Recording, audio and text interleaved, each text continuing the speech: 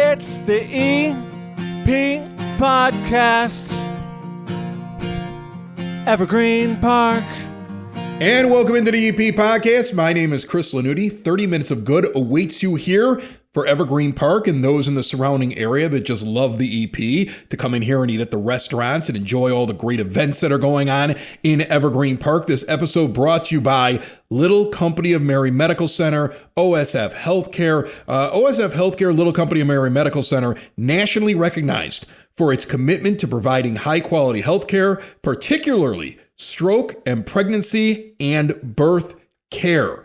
OSF Little Company of Mary Medical Center here in Evergreen Park, transforming health care. Second half of the show, in lieu of the normal word on the street, we are just going to jump right over to Spoken Vine because there's so much going on. A brand new dessert that everybody in the EP is going to want to try. Some big events going on there. And then Frank Murray of the Evergreen Park Public Library has so much going on in May as he leads into his very busy summer season. So there are a ton of things to get through. We will get to them in the second half of the show. The first half of the show has a guest that I've been waiting to get back in here for the last couple of years. So much has happened over at his parish, and I've been waiting to talk with Father Benedykt from St Gianna. He is here with us today, and he's brought to you by Porter Cullen's. Remember, Porter Cullen's offers traditional Irish cuisine, including the legendary corned beef egg rolls, Guinness battered fish and chips, along with an ongoing rotation of homemade daily soups, weekly sandwich and salad specials, and monthly food and drink pairings. From fresh fish tacos to mushroom ravioli and everything in between, Porter Cullen's has you covered at 99th and Clifton Park. Get over there if you haven't been there recently. You should be. See it all at portercullens.com, and away we go.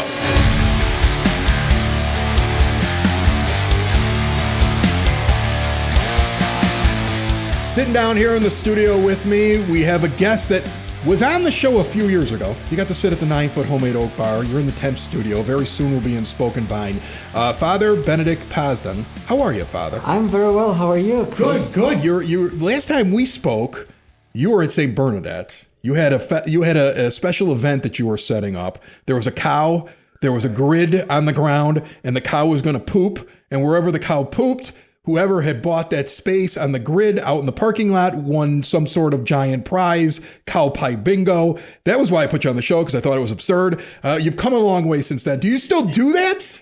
Yeah, we did try at one time over Queen of Martyrs, but I think the cow that was given to us refused to cooperate. So, but we do have a contingency plan. So Don't please tell me that a human doesn't run out there. Not a human being. Yes. We just pick a name, Just pick a name. Okay. I was worried about what the contingency plan was. I'll interview the guest you brought with us. Kevin Kirkland is sitting here from St Gianna as well. Kevin has an interesting story. He was also at St Bernadette. But these two parishes combined, and it was something that was very public as it happened. It was, I'm sure, for both sides, Queen of Martyrs and Bernadette, that was quite an adjustment for them to do. And the village was very involved in the whole process. Like, you brought the crossover from Bernadette and some other things. There was a procession with the fire truck. Take me through, because we never got to talk about that when it was happening. Take me through that process. What was that like for you? A priest that's basically going to have to be responsible for the joining of two parishes into one super parish in Evergreen Park.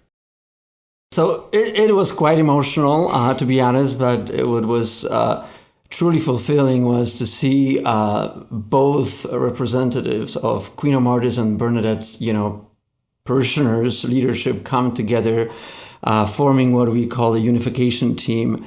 And from that also a team that oversaw the whole, liturgy, if you will, of coming together. We took 2 years to talk about how best to bring the best of both worlds, traditions, both Queen of Martyrs, St Bernadette, and then what would the new family look like, and so everybody from Bernadette as well as Queen of Martyrs brought to the table those traditions, ideas that we thought would help both communities to unite.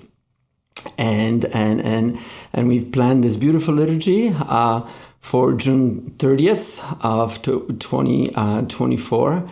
Where it happened to be on a Sunday, which was beautiful, and God gave us a beautiful day where, the village got involved, the fire department, me being on the chaplain of the fire department, building the beautiful structure for the cross to be carried through the neighborhood and taken down at Bernadette's in front of everybody.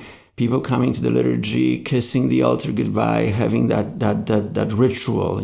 We human beings are in need of rituals, and so it was a beautiful way of saying goodbye to St. Bernadette Church and bringing it across, and as well as the tabernacle in the... That's right. Yeah, you brought the tabernacle over as well. That was in the ambulance, actually, on a... Well, yeah, you want to keep the tabernacle inside of an enclosed space. That's got to be secured. Yeah, so it was very reverent and beautiful. And after which, the police department also got very involved, securing the route, and we did send notifications to all the neighboring, houses, that would be affected, and so people came out and greeted us and greeted Jesus, and then we arrived at Queen of Martyrs, where Queen of Martyrs students and their families welcomed Bernadette's people with white roses, and the cross was brought in and hoisted in front of everybody, and those roses were then placed on the new altar. So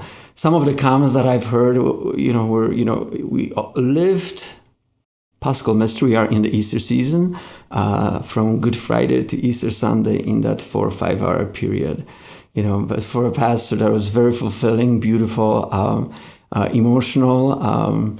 As you can, imagine, grieving, the loss of the worship space that's been a home for so many people for over 70 years, and then, coming together to a new space. But it was just a beautiful thing to see how Queen of Martyrs, how receptive they were, and for me as a pastor to say, hey, over 80% of parishioners from Bernadette's came over to Queen of Martyrs. That's unheard of, because the average is 30. And if you think about it, the geography of it gave other options. If they kind of wanted to pick a different parish or where they wanted to go, if they were angry, if they were upset or something like that, to be able to draw that many over is incredible. And Kevin, I'm kind of curious, since you're sitting here, and we'll get into some stuff about what you do over at the parish as well. But tell me a little bit about your feelings about how this guy handled it, because all I ever hear is he did a great job, because you heard that in there. You get ideas from both sides. You have traditions from both things. At some point, he may have to sit there and say, we're doing this one over here, and then we'll do this one over here for you. But he can't make everybody happy, and he's got to find a way to get everybody kind of like together. How did you feel as you went through that? As somebody who came from the church that was closed, right? And had to kind of come, down the road from a different part of Evergreen Park now to make this your parish. So no, I would say, and not to, make Father Benedykt feel way, way, way too good, but he did an excellent job throughout. No. You don't want to build him up too much. But I mean, reality is, as you say, this was a tough to say. This was tough for many people to take at Bernadette's. There were people that had, quote, I was born in this area. I was baptized here. I went to grade school here. I got, my kids got married here, everything like that. My wife and I had moved in back in '83, so we'd been there for forever. So yeah, it was, traumatic for a lot of people, but I think, I will give credit to the Arch. They had handled this well. They had made sure that there was a lot of meetings in place beforehand to talk, because the original was to take a look at Redeemer Bernadette and Queen of Martyrs. Ended up just Bernadette and Queen of Martyrs, decided it made most sense for ourselves to get together.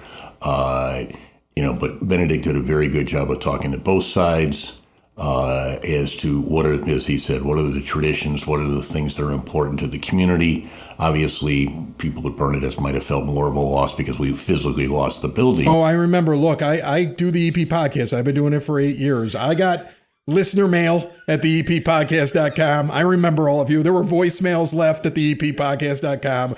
I mean, there were some people who were like, Chris, you need to get on the radio and stop this. And I'm like, you think I can take on the Arch? Are you out of your mind? I remember those feelings of that time for sure. It was very emotional. I mean, there were people that I'm sure you heard. There were people that talked, we're going to hire a canonical lawyer. We're going to take this to the Vatican. Okay. I get that, but the reality is, as we face things these days of where we are as far as the number of Catholics coming to church, the number of Catholics that send their kids to a Catholic school. The reality is, things are changing. We're not what we were back in the 1940s and 50s when all of these parishes around here were built. So I think, a good job was done since and I had some history with Queen of Martyrs beforehand. As Father Benedykt might have mentioned a couple of seconds ago, my wife taught there for 20 plus years. So I was very familiar with the community. Father Ed, I'd known for forever. And You're a good bridge. Might have acted as somebody that I don't know that I had credibility on that side. Unfortunately, my wife wasn't around to stand next to me and say, "No, you can trust him." But yeah, I think it was a good from that standpoint. But we did a good job of trying to take into account both sides. What do you want? What do you need? What's important? As you say, yes, there were some on both sides that were like, "Oh, I don't like that." Well, the reality is, Solomon here at some point still had to make a decision that, we've got to do something. Here's a decision. We're going to move forward. I think everything went well. Ended up taking, the biggest thing you would take a look at, the biggest change for me we've seen is, what Father Benedykt did remodeling that church. Oh, that church looks really, I saw they did the roof. There's all these different changes there inside. I got married in that church. That's actually where I got married. I got divorced, though, so I don't know if that counts anymore. But I got married in that church years and years ago. We'll give you some of the old ones.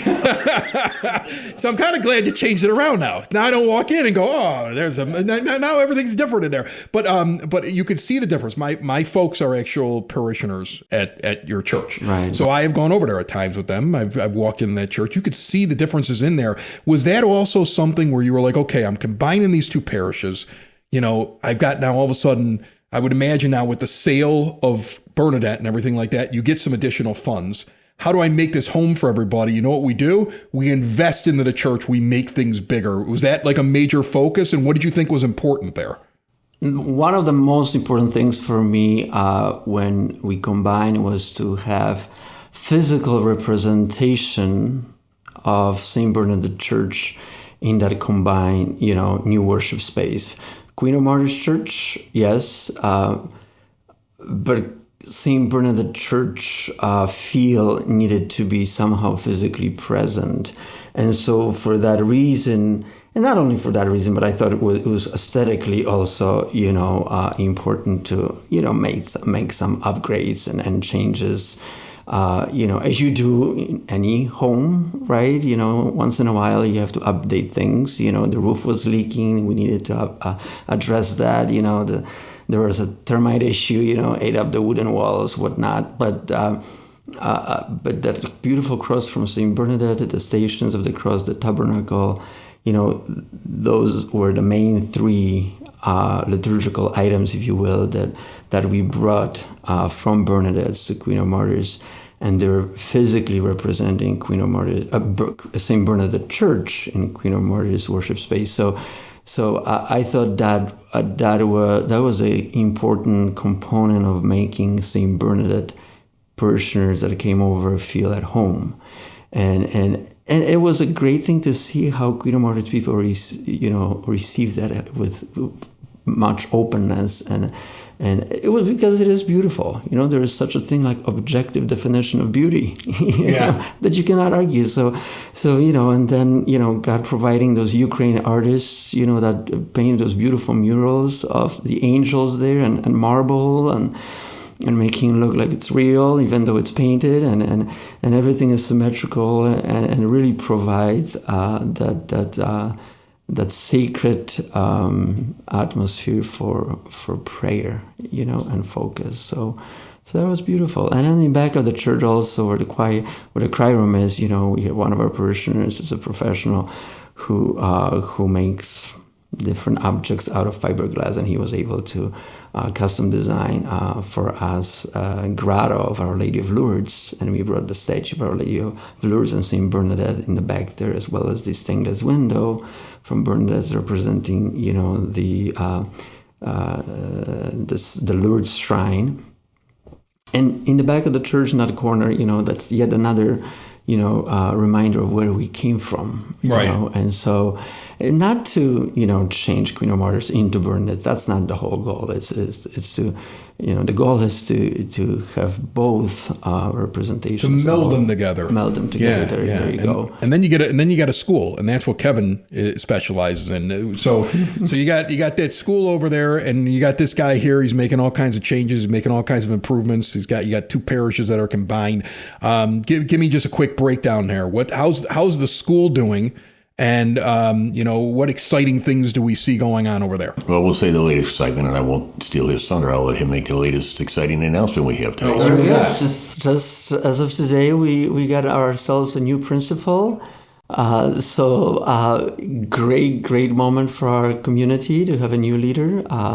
Mrs. Beth Guerrera, who's been working with us as an interim principal and now taking that role and leading us forward. So we're looking forward to grow our school and make it even better than it is today. So that's awesome. Yeah, good for you guys. Yeah, so that's the nice part there is she was already on the staff at the school teaching. So it's a promote from within. Always. If you find somebody that does a good job in your own place and they kind of know what's going on, that's a good thing. Yes. Now, on the other hand, if it's Chris Getz for the White Sox, sometimes I'm not exactly sure. He's doing fairly okay right now, but the jury is still out on him.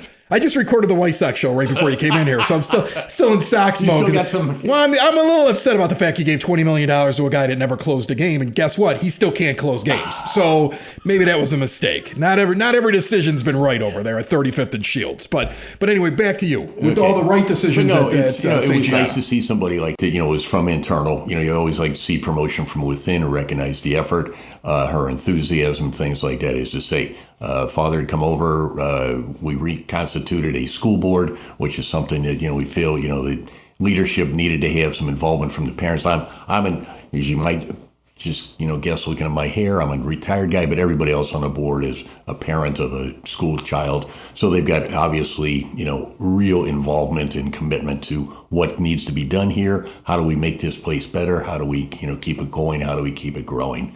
And that's kind of the focus there. So, my tradition right now is I go every Wednesday. The school goes over for school mass at 8:30. So I go over as just kind of my tying together the whole thing of, okay, I'm here and supporting the school and my, one little person in the pew with all the kids and seeing them and how they're interacting with the priest. I always appreciate how the priests tend to have it's not just a homily like I remember. Maybe I really don't remember the the priests these days, they're much better at this. The ones when I was a kid, it's not the same level. Yeah, they seem to know how to talk to kids now. I was an altar server, and I had a priest literally throw a book at me as we walked back in behind there because he didn't like something I did when I was serving because it wasn't I literally walked by in a book. He took the actual. The actual book that he reads from up there, and he whizzed it by my head off the wall. It's very different now. It's very different. Now, let's see. Now, if we ask your mother and father, which one will say you probably deserved it? Neither one of them would. That priest got transferred a week later. Father Benedykt, you're doing good stuff over there. I always hear great things about what you're doing. It's really interesting here in Evergreen Park that we've got 2 parishes with priests that are making so many different changes. Father Hurley was down here, I want to say, within the last month or 2, and he had great things to say about you. And it feels like you guys all kind of talk and chat, and you're kind of like, the whole thing's rising because of what you see with these 2 parishes. It's wonderful. Yeah, it's wonderful to collaborate. Having silos mentality doesn't help anybody. We're in this together and supporting each other as priests, as leaders within the community, whether it be civic leaders or religious, whatever your role may be in a community. If we come together, great things happen. So again, it's a blessing to be a pastor in such a wonderful community and collaborate with everybody, and hopefully we help one another get to heaven one day, and we make this world a better place. There you go. That's the goal. Needs a lot of help. That's the goal. Building relationships, supporting the community, and service. These are the things that Country Financial stands for. They're more than just an office you may pass by as you drive through Evergreen Park. They're neighbors who lend a helping hand and support the fabric of your community, including charitable organizations, sports, financial education, and civic organizations. And since Country is already your neighbor, they want to get together and chat. Call your local Country Financial representative, Mike Thauer, today at 708-425-1559 to talk about the things that are important to you and how he can help you protect them. Welcome into the EP podcast. It's Spoken Vine. I got Frank Murray here from the Evergreen Park Library. How are you? Chris, I'm doing well. How about yourself? I'm good, buddy. It's starting to warm up. The people are probably watching the show and it's probably freezing. Mm-hmm. But on the day we're recording it, it's warm. If I were wearing like a sweater right now, it'd be 80 outside. It's that kind of year. Mm-hmm. I'm looking forward to the steady stream of warmth. I'm trying to will it into this world. There's nothing better than when the weather starts to change. Softballs and baseballs come out. You hear the sound of the mitt, and the weather is just gorgeous. It's great. Yes, exactly. And books opening up too. I should mention that. That's what summer's all about. Summer's all about the sound of books opening up. Mm-hmm. We're at Spoken Vine, northeast corner of 95th and Kedzie. We get dessert today. Let's bring in Bridget real quick. I want to know all about this because this is a fancy dessert. Hi, guys. How are you? Hey, Bridget. What is this? This is our Dubai chocolate torte that we just brought on the menu. Super delicious. We've got chocolate graham crust on the bottom. There's chocolate ganache. And then that pistachio layer is a pistachio butter with katafi, which is a toasted phyllo dough. It makes it crunchy and it's super delicious. Oh, get a fork and try it. You don't have a microphone. I'll talk to her. You eat some of it. And then you can tell everybody how. Hand it off the microphone? I'm getting the first bite here. So this is new because I know your menu almost inside and out. I know you do. This came out of nowhere. So where did the idea come from? Well, it's everywhere, right? I mean, you go to Pete's Market and it's like at the Dubai chocolate. I mean, I hope this is maybe even a little bit better than the grab and go on your way out of Pete's. So it's so good. It's delicious. Yeah, here, take it. Yeah. All right, go through these layers again one more time. The bottom. Chocolate graham crust. And then chocolate ganache. Chocolate ganache, the pistachio and katafi center, right? That pistachio butter. It's almost like a Rice Krispie kind of feel to it. Yeah. And then more chocolate ganache on top. Oh, man. It's delicious. I'm not a real big fan of fudgy desserts or chocolate cakes. This is That's amazing. Winner. I mean, that is everything from the crunch to the way that the flavors go, the topping, everything is perfect on it. Wow, that is it's rich. I wouldn't compare it to cheesecake because I think that would be an insult to this dish because this is pretty incredible. Yeah. And it's not like your fudge brownie type heavy. I don't know. And maybe that's what lightens it up is that crunchy middle. Like I want to eat the whole thing, but you kind of want to have somebody to share it with so that you don't have to be rolled out of here because it feels like it's very rich, but it's very, very good. I'm pretty sure you're going to shout out on this while I ask Bridget about her events that are coming up here in May. You know, I love the wine tasting events, the things that you guys do. Take me through a typical event. Like what do people get when they show up at one of your wine tasting events? So we usually have a really nice setup on the table where there's a placemat that's going to walk you through the wines that you are going to try. We start out most of them with a mini mezze for each person. So that's a little light snacking of prosciutto, manchego, nuts, olives, and crackers. And you can kind of keep that to nosh on the whole time. And then typically we're doing anywhere between 6 and 8 wines. Wow, that many. Yeah. Yeah. Well, you're getting 2 to 3 ounces of each. Right. But there's a lot to try out. There is a lot to try out. And we have a theme, right? So coming up, Mother's Day, we're going to do tastings on Thursday and Friday, right before Mother's Day. And it's 3 women, 3 worlds. So we're going to explore wines from female winemakers from California, Argentina, and Italy. And then we can talk about what they're doing specifically. Like in April, we had biodynamic wines. So we're talking about what goes into a biodynamic wine that's different than commercial, industrial winemaking. See, now I have a follow-up question. What the heck is biodynamic wine? It's how you are a steward of the land, right? How we're talking about maybe doing ground cover crops instead of other pesticides for weed suppression, things like that. Okay, so it's better. It's better for everybody if you're doing that. Yeah. Okay, I like that. Either we're doing a different country or certain wines, and there's always a theme on what these are doing differently than something else. That's awesome. What do you got coming up in May? What specifically? So May is the Mother's Day Right. weekend. 3 women, 3 worlds. So Argentina, California, Italy. Yep. And there'll be 8 wines, 4 food courses. And so then you get walked through each wine. Get the whole story. And you get a story Yeah. and why this one's different. And we're also going to be rolling out rosé, right? Rosé All May was a huge hit last year, so we're going to have our rosé flights and probably a few rosé tastings in there too. That's awesome. This is not a rosé. This is a Pinot, correct? Correct. Wapisa is from Argentina, so this is a really beautiful light Pinot Noir with lots of cherry and raspberry. I think it pairs wonderfully with the chocolate ganache. I can see how it would. Yeah, Yep. that's perfect. Yeah, you want something lighter when you're having something that's rich and chocolatey. I mean, yeah. maybe you want bubbles. I don't know. It's a great pairing. It is a great pairing. Really, really You good. could do whatever you want. So is this permanent? Is this limited time? What do Oh we think no, with this? I think we're sticking with that. You should. That's really, Yeah. really good. Yeah, Absolutely yeah. Are incredible. the mothers going to get any of this on Mother's Day? I'm actually developing my cherry tiramisu. Oh. So in the past, I've done a traditional tiramisu, and then I've also done a lemon blueberry tiramisu. So we're working cherry into this one. Awesome. Very, very cool. I'm just going to come in for the desserts now, too, in addition to the food. Now, I mean, gotta eat the desserts. between lunch, maybe coming in and just getting yourself a dessert and a glass of wine, the dinner menu. I mean, there's really something for everybody here. And the events look like they're going to be top notch here in May. And once again, if you want to learn more about those events, sign up for them, see the entire menu, spokenvinewines.com. Thanks so much, Bridget. That's right. Thank you. Perfect. And now you. I'm going to eat this while This is Frank tells delicious. everybody about what's going on at the library. Yeah. Hope you got in your bites because I got a couple bites in.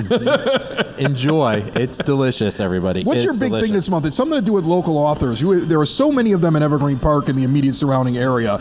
I heard you were doing something for that. Yes, we are hosting a local author event, Ever Read. It's going to be Sunday, May 3rd from 1 to 3 p.m. We have 16 authors participating, and we have 3 workshops going on. We have a workshop. James Kleiss is going to be hosting a workshop on storytelling and how you can better write your story. We have a cartoon artist that will be there teaching people how to draw cartoons, which is very exciting. And then we also have a children's author who's going to be hosting a story time during the event. So you can bring your little ones along too. But these authors range all ages, children's, young adult authors, and adult non-fiction and fiction authors. Yeah. We even have a former high school baseball coach who wrote a book about coaching and how it's mainly a book for coaches, but players can get something out of it too. Are you surprised by the amount of local authors right here in the EP? Like, I mean, to me, you think about the size of Evergreen Park, and then you see the amount of authors that you're able to draw upon, and people that are writing, creating at different levels, some for children, some for adults. To me, it's surprising. Are you surprised by that? You've been in the library game long enough. You should know whether or not that's a unique thing. No, I think it's expected, and being an author and getting published is becoming a little easier. You can self-publishing is becoming easier and easier.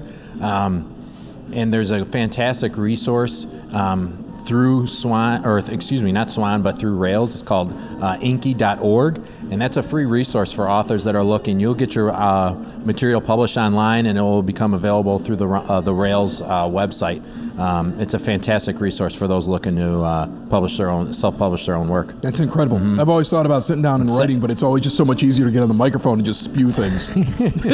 Get one of those dictation apps, Chris. I need a and you can ghostwriter dictate. is what I need. Yeah, but we're very excited for that. It has been something that ever since I've started, people have been coming in the library and either giving us their book and saying, hey, can we add this to the library collection, or can I host an event here to promote my book?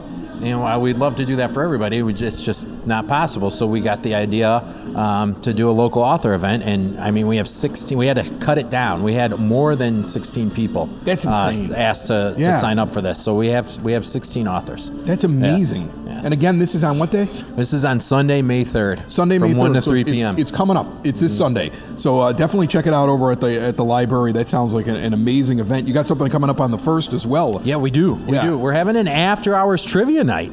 What's the theme this year, Chris? Well, I mean, it is the 250th anniversary of this country. Of this country, right? of America, right? That's true. Yeah. I don't know. America what it's called. 250 is. America I think 250. that's what we're using. America is that 250. the slogan? I don't know. guess so. Okay. Well, that's what we're using. So America 250. We're gonna on Friday, May 1st at 6 p.m. We're gonna be having some snacks and some drinks for our attendees, but you have to register. And I like snacks trivia. and drinks. Yeah. Anytime you throw snacks and drinks into a library event, I'm pumped. What's the trivia about? So trivia, it's about American history. Okay. American history. So I think study I up. could do well on that. I think I could do well on that. Find your friend that's a history professor or a history I was teacher. a history minor. No, or a history. I took a history minor. I would in at college. least get a history major if you want to win this one. Not that. Oh, this is going to be really difficult. This is going to be a good one. Minors aren't going to win. It's got to be a major. You got to be at least a major. Or have a couple minors sprinkled in there on one team. Maybe the funniest thing you've ever said on this show. Okay, so let's do a poll. Okay, so this is going on. Are there prizes? Yes. Are there team sizes? What are the rules? All right, great question. So with prizes, let's start with prizes. We are creating a one-of-its-kind America 250 trophy for it. We're going to be printing it on our 3D printer. Okay. So that's going to be there. And then the winner's also going to get a gift card as well. Okay. And then in terms of team sizes, we don't have it listed in our newsletter, but usually we keep it to 6 people tops.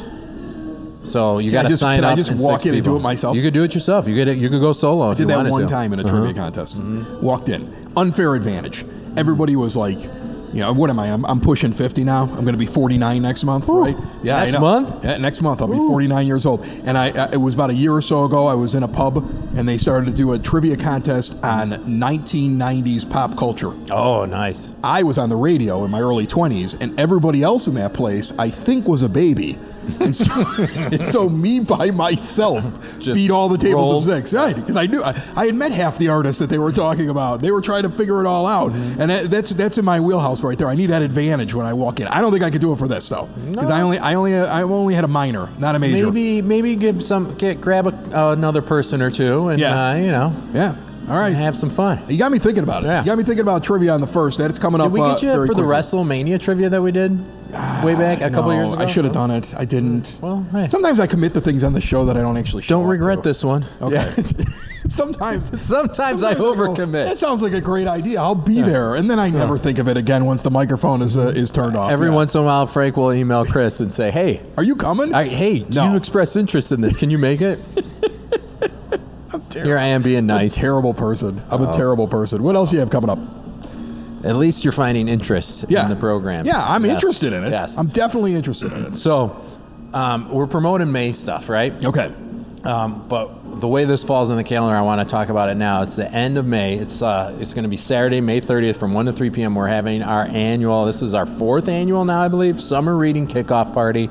We're going to have all sorts of fun events and activities out there for kids and families and adults to get everybody excited for summer reading.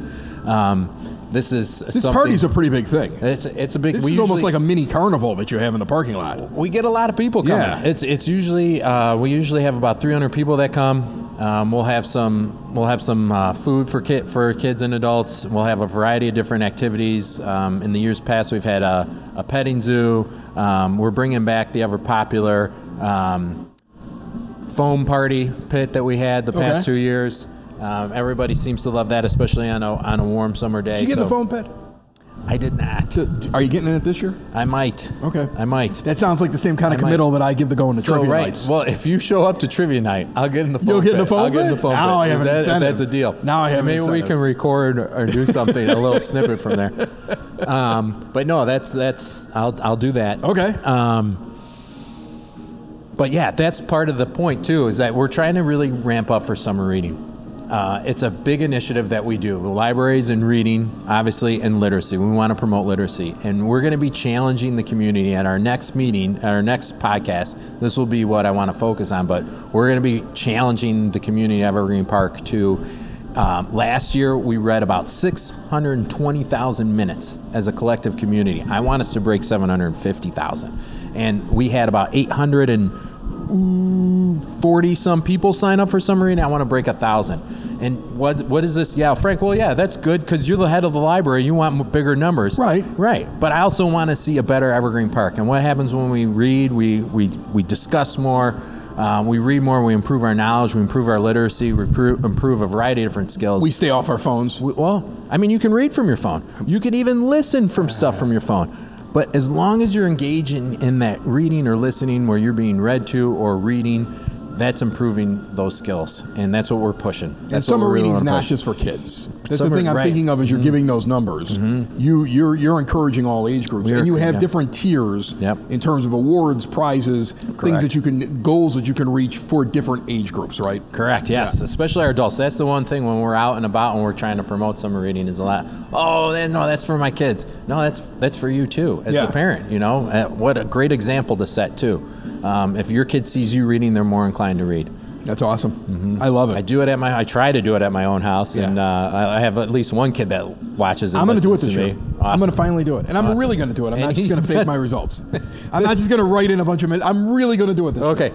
I'm really going to actually read the stuff. We'll have to bring the foam pit back because we're going to hopefully to incentivize things. We want to do an end of summer reading party too. We'll bring a foam pit or a dunk tank or something, and then you can dunk me in there if you're actually complete. If I actually complete it, we'll find something. How much do I have to do to get you into a dunk tank? Well, that's what we're going to talk about in June. All the requirements. All the requirements that you have to do to complete it. Now I have incentive to do this. That's awesome. It's the EP Podcast. All things Evergreen Park. It's the EP Podcast. Evergreen Park.